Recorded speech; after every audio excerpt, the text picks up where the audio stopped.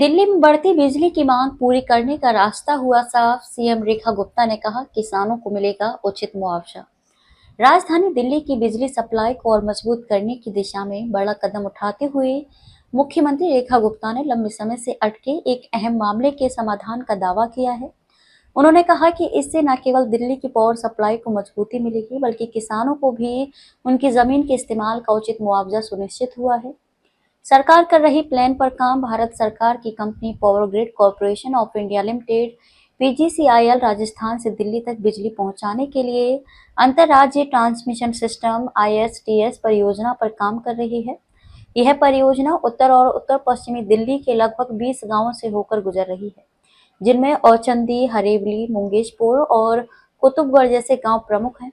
नरेला में बड़ा sub station भी बनाया जाएगा। इस परियोजना से दिल्ली को पर्याप्त और स्थिर बिजली आपूर्ति सुनिश्चित होगी। किसानों को मिलेगा उचित मुआवजा।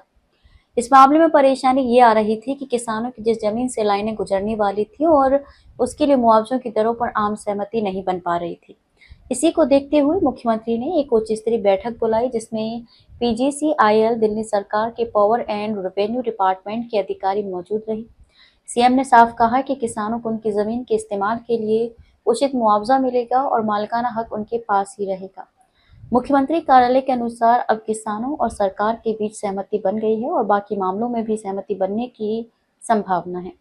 सीएम ने कहा कि ये फैसला दिल्ली के पावर सिस्टम को बेहतर बनाने की दिशा में महत्वपूर्ण कदम है। इस निर्णय से जहां किसानों को उनके अधिकारों के अनुरूप न्याय मिला है, वहीं राजधानी की बढ़ती बिजली मांग को पूरा करने का रास्ता साफ हुआ है।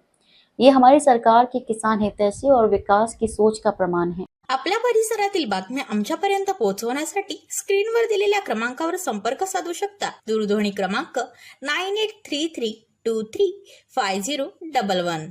त्याचप्रमाणे अधिक माहितीसाठी स्क्रीनवर दिलेल्या KTV न्यूजच्या ईमेल आयडी वर देखील संपर्क करता येईल।